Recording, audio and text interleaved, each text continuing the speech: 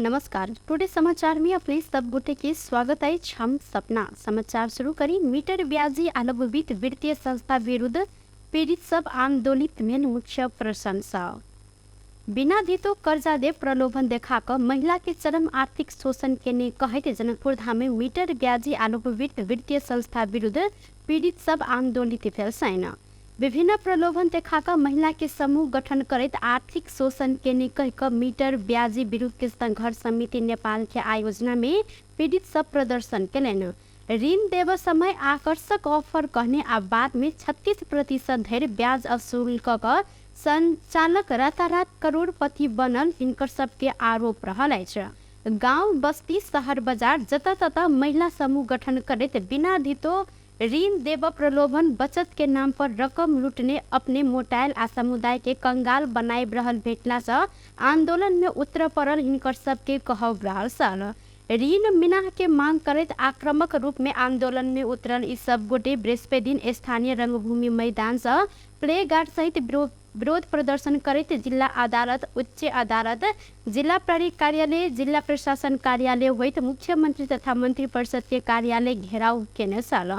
प्रदर्शन में सहभागी सब सूदखोर सबके गिरफ्तार कर तमसुक व्यवस्था खारिज कर मीटर ब्याजी के संपत्ति छानबीन कर पीड़ित के संपत्ति फिरता कर मीटर ब्याजी के यौन शोषण के छानबीन कर दोषी के कार्यवाही कर लगायत के नारा सब लगौने चलन। विपन्न नागरिक के जीवन के स्तर बढ़ावे लेल बिना धितो समूह के जमानत में ऋण देने आ बाद में राष्ट्र बैंक तोकने सब बेसी अर्थात विभिन्न शीर्षक में मोट रकम असूल केने हिनकर सबके कहब रहल अछि। आंदोलन के अगवा संघर्ष दहाल मीटर ब्याजी तथा लघुवित्त वित्तीय संस्था सब 50,000 ऋण द सेवा शुल्क के नाम पर 3,000 शुरू में लेने आ 36% धैर्य ब्याज असूल के ने उपराग सुनौलन। संघीय ओ व्यापार व्यवसाय उत्पादन आ प्रवर्धन में वार्षिक 15% ब्याज में बिना धितो कर्जा देव कई का आश्वासन दिलन। बाद में कारोबार करत गेल में 36% धैर्य के ब्याज पहुँचे ने जानकारी देने साथ। अख्तियार दुरुपयोग अनुसंधान आयोग भूमि सुधार तथा मालपोत कार्यालय जलेसर में कार्यरत एक गोटे कर्मचारी आ लेखापढ़ी व्यवसायी के नियंत्रण में लेने आए। अख्तियार दुरुपयोग अनुसंधान आयोग के कार्यालय बर्दीवास खटल टोली मालपोत कार्यालय जलेसर में कार्यरत रहल सुबा 55 वर्षक रामकृष्ण पंडित आ लेखापढ़ी व्यवसायी 57 वर्षक सुभाष चंद्र लाल कर्ण के नियंत्रण में लेल गेल अछि। मालपोत कार्यालय जलेसर के मुद्दा शाखा में कार्यरत जलेश्वर नगर पालिका 11 रहनिहार सुबा पंडित सेवाग्राही संघ मुद्दा फैसला के लिए 9,000 रुपया लग शमसी गाँव पालिका 7 रहनिहार सुभाष भू सेवा केंद्र के लेखापढ़ी व्यवसायी कर्ण के जिम्मा लगेने सल। दोनों गोटे के नियंत्रण में लग थप अनुसंधान शुरू किया गेल। अख्तियार दुरुपयोग अनुसंधान आयोग के कार्यालय बर्दीवास के प्रवक्ता भोला दाहाल जानकारी देने साथ। मिथिला माध्यमिक परिक्रमा बृहस्पति दिन सतोसर पहुंचल अछि। बुध दिन धनुषा धाम में विश्राम कऽ परिक्रमा बृहस्पति दिन भिनसर 11वां दिन में विश्राम स्थल सतोसर पहुंचल अछि। सतोसर विश्राम स्थल में सबैला नगर पालिका तैयारी केलक। परिक्रमा पहुँच पूर्व संध्या में वत सर सफाई आ शौचालय निर्माण के काज सब कयल गेल छल। सबैला नगर पालिका नगर में परिक्रमा के आगमन भेल दिन सार्वजनिक विदा समेत देने छल। एतुका मंदिर सबके सेहो सजाओल गेल छल। धनुषा के कचुरी स्थित मिथिला बिहारी मंदिर से यह फागुन 8 गते शुरू भेल परिक्रमा 11वां दिन विश्राम स्थल सतोसर पहुंचल अछि। मिथिला बिहारी मंदिर से शुरू भक हनुमानगढ़ी, भारत के कल्याणेश्वर, गिरजा स्थान, मटिहानी, जलेसर, मरई, ध्रुवकुंड, कंचनवन, पर्वता होइत धनुषा धाम पहुंचल छल। धनुषा धाम में रात्रि विश्राम करत परिक्रमा आई सतोसर पहुँच कर रात्रि विश्राम एतय करत। जाय के बाद परिक्रमा औरी होइत भारत के करुणा, बिसौल आ कल्याणेश्वर स्थान धरि पहुँच कर 14वां दिन में पुनः जनकपुर धाम आब परंपरा रहल अछि। जनकपुर धाम में पहुंचकर जनकपुर धाम के अंतगृह परिक्रमा केलाक बाद मध्यमा परिक्रमा पूरा होब मान्यता समेत रहल अछि। जे कोई व्यक्ति मध्यमा परिक्रमा में भाग लेव नहीं सकलेन त अंतगृह परिक्रमा में सहभागी भकर मोक्ष के भागी बन समेत जनविश्वास रहल छ।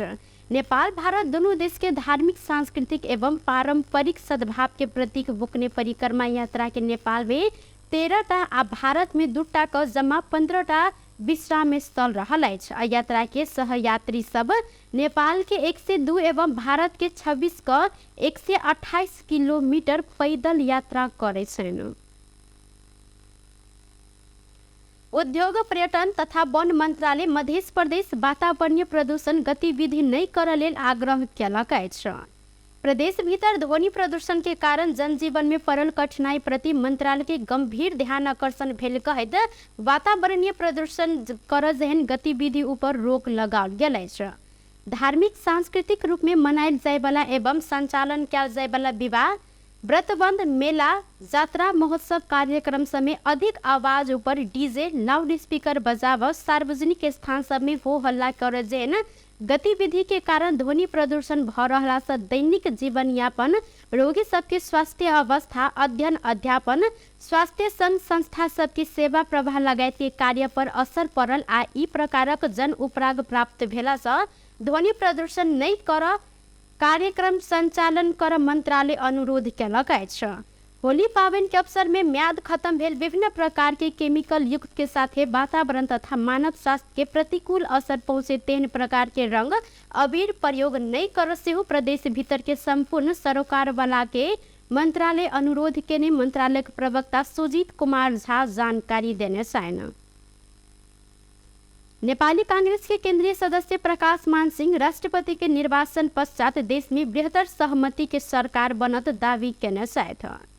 सिरहा के लहान में होवर लागल कार्यक्रम में सहभागिता जनाव जा रहल समय बृहस्पति दिन भिनसर कांग्रेस धनुषा के पार्टी कार्यालय में आयोजित पत्रकार सम्मेलन में ओ यह दावी केने छलैन। ओ कहलेन राष्ट्रपति के निर्वाचन संगे उपराष्ट्रपति के उम्मीदवार के विषय में समेत छलफल शुरू कयल जायत। हम सब जसपा के उत्तम उम्मीदवार लख आव आग्रह समिति केलौ जनता के अभिमत से बनायल जाय वाला संविधान बचाव आ रक्षस कार्यान्वयन कर निर्वाचन में सेहो गठबंधन क पहुंचल स्मरण करबैत लोकतंत्र राजनीतिक स्थिरता आ विकास के लिए निरंतर लायक रहब हिनकर कहब सर। नेता सिंह संविधान देने अधिकार कार्यान्वयन में आन विधि के शासन कायम कर ऊपर जोड़ देने छथि। यो चाहिँ भनौँ न हाम्रो चाहिँ यो निर्वाचन सकिसकेपछि अब निर्वाचनमा हामीहरू खास गरेर गठबन्धनबाट हामीले चाहिँ चुनावमा चाहिँ गएका थियौँ हामीहरू र गठबन्धनबाट चुनावको रिजल्ट पनि आयो।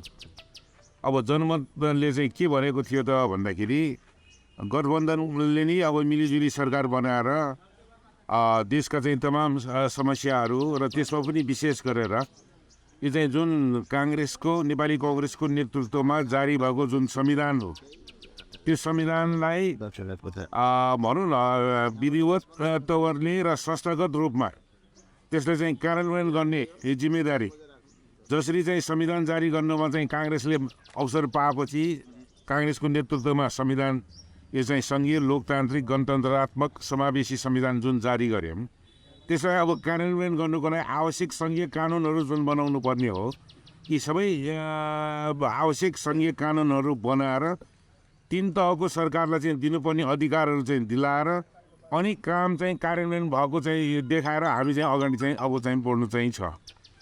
र मुख्य कुरा के हो भन्दाखेरि यो चाहिँ अहिले हामीहरूको यो चाहिँ राष्ट्रिय राजनीतिमा अब अहिले चाहिँ यो चाहिँ जुन म्यान्डेट अनुसारको अब पोलिटिकल डेभलपमेन्टहरू चाहिँ बिस्तारै यो एउटा चाहिँ बाटोमा चाहिँ आइरहेको चाहिँ छ।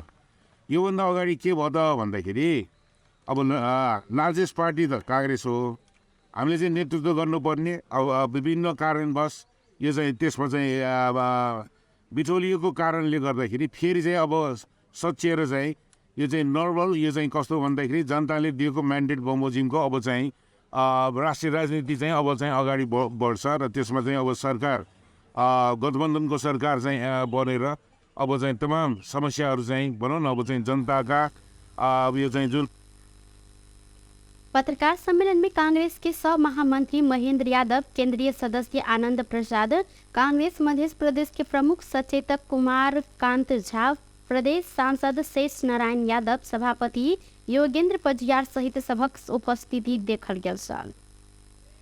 महोत्तरी प्रहरी लागू औषध गांजा सहित एक गोटे के नियंत्रण में लेने आयल छ। नियंत्रण में रहल जिला के एकडेरा गाउँपालिका 5 रहनिहार नवर किशोर मंडल रहल प्रहरी जानकारी देलैन। मंडल के 4 किलो 500 ग्राम गांजा संगे नई सुखल 60 टा गांजा के गाछ सहित नियंत्रण में लेल गेल जिला प्रहरी कार्यालय महोत्तरी के प्रवक्ता प्रहरी नायब उपरीक्षक प्रकाश पोखरेल जानकारी देलैन।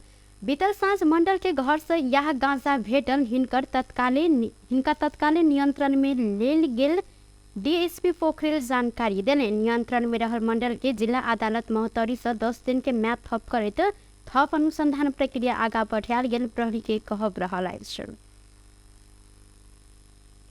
जनमत पार्टी 8 दलीय गठबंधन में उप प्रधान सहित 2टा मंत्रालय में दावी केलक अछि। बृहस्पति दिन राष्ट्रपति में रामचंद्र पौडेल के समर्थन केने 8 दल सांसद के प्रशिक्षण कार्यक्रम में सहभागी होबे लेल पहुंचल खाने पानी मंत्री अब्दुल खान अपने सब उप प्रधान सहित 2टा मंत्रालय पाव दावी केलौं। ओ कहलन गठबंधन में अपने सब 2टा मंत्रालय देव कहने से ओ सब आब पहिने जेका नई बात बदलत। अखन ओ सब गोटे ईमानदारी राजनीति में आयल छन्। संगे उप प्रधानमंत्री में पार्टी अध्यक्ष डॉक्टर सीके राउत जाय के संभावना अधिक रहल जिक्र केने छलैन।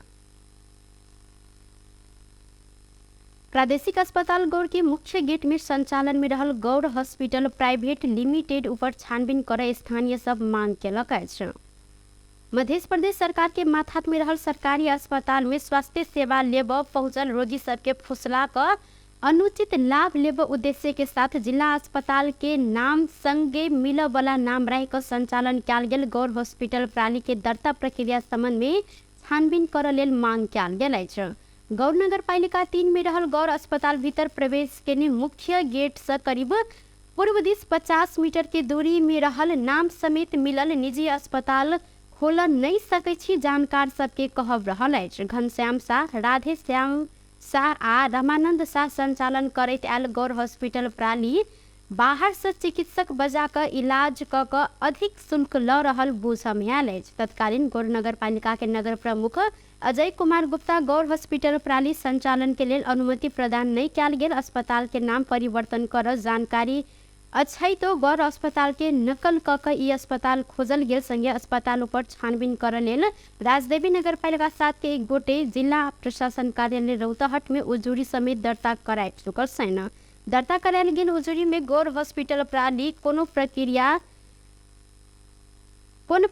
अपने क दर्ता करे ने कोन निकाय से नाम राख सहमति लेने नेपाल सरकार के तीर पर कर तीर रहल ऐ कि नहीं, लेखा परीक्षण कराइब रहल ऐ कि नहीं, सुलभ फार्मेसी के दवाई बिक्री वितरण कर संबंधी निकाय से अनुमति प्रदान कयल गेल ऐ कि नहीं सहित के संपूर्ण कागजात आना आ छानबीन क कार्यवाही के मांग कयल गेल अछि। नेकपा एमाले राष्ट्रपति में एमाले के उम्मीदवार के सहयोग कर नेकपा एकीकृत समाजवादी संघ आग्रह केलक अछि। बृहस्पति दिन राष्ट्रपति के उम्मीदवार सुभाष चंद्र नेवान सहित के एमाले नेता सब समाजवादी के कार्यालय 3 कोने पहुंचकर राष्ट्रपति निर्वाचन में सहयोग कर लेल आग्रह केलैन। छलफल के बाद एमाले के उप महासचिव पृथ्वी सुब्बा गुरुङ राष्ट्रपति निर्वाचन के संदर्भ में विभिन्न पार्टी संग भेंट घाट भ रहल क्रम में नेकपा समाजवादी संघ समेत छलफल केने जानकारी देलैन।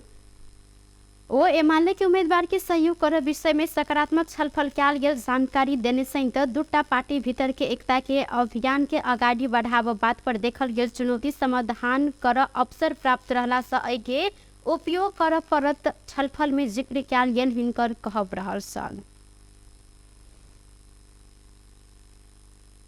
अहिना नेकपा एकीकृत समाजवादी के प्रवक्ता जगन्नाथ खतिवड़ा राष्ट्रपति के उम्मीदवार के सहयोग कर एमाले नेता सब आग्रह केने आ पार्टी रामचंद्र पौडेल के पक्ष में मतदान कर निर्णय केने जानकारी देलैन। छलफल में समाजवादी के अध्यक्ष माधव कुमार नेपाल 2टा पार्टी बीच छलफल के केबार खोलने आरो विभिन्न विषय में निरंतर संवाद भ रहल जानकारी देलैन। फागुन 25 गते राष्ट्रपति निर्वाचन के लेल कांग्रेस वरिष्ठ नेता रामचंद्र पौडेल आ एमाले से नेवांग उम्मीदवारी देने सैन निर्वाचन एमाले नेता विभिन्न दल सब संग सहयोग के लिए आग्रह समेत केलक अछि। टुडे समाचार में अब आर्थिक संबंधी समाचार।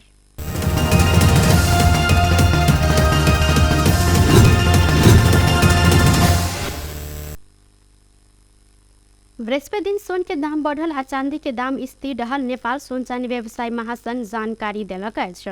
बृहस्पति दिन सोन के दाम तोला के 300 रुपया से बढ़ कर 1,02,600 से आ तेजाबी सोन के दाम 1,02,001 से तहिना चांदी के दाम 12 से 70 रुपया संगे स्थिर रहल अछि। बुध दिन छापामार सोन के दाम 1,01,003 से तहिना तेजाबी सोन के दाम 1,01,800 रुपया रहल सल।